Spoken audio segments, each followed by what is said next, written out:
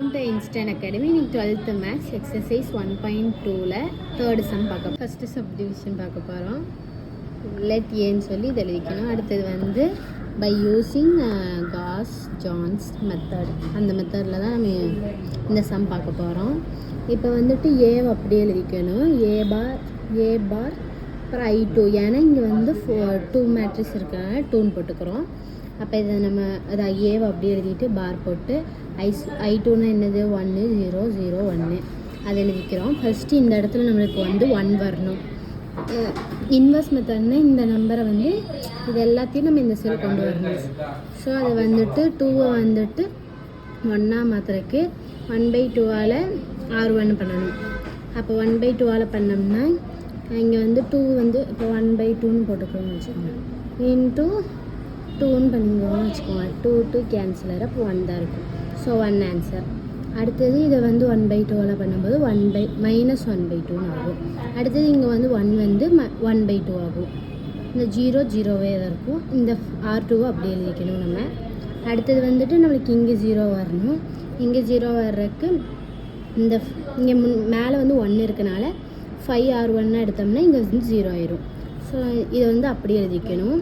எழுதிட்டு அடுத்தது வந்துட்டு இந்த 5ஆல் இன்ட்டு பண்ணி எழுதணும். இங்கே வந்து இங்கே வந்து நான் இதை அப்படியே எழுதியிருக்கேன்.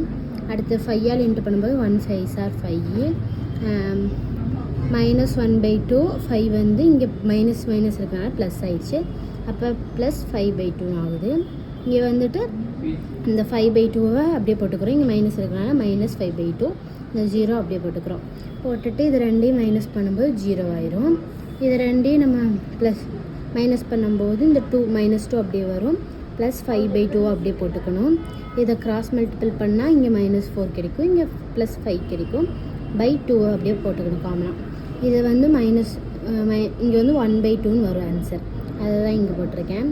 அடுத்தது வந்துட்டு இந்த 0 கூட -5/2 பண்ணோம்னா -5/2 தான் வரும். 0 கூட 1 பண்ணோம்னா 1 தான் வரும். அதை போட்டுக்கிறோம். அடுத்து இந்த ஸ்டெப்பு வந்து 0 பண்ணுறக்காண்டி இது ரெண்டையும் ப்ளஸ் பண்ணோம்னா நம்மளுக்கு இந்த இடத்துல 0 வந்துடும். அதை பார்க்க போகிறோம்.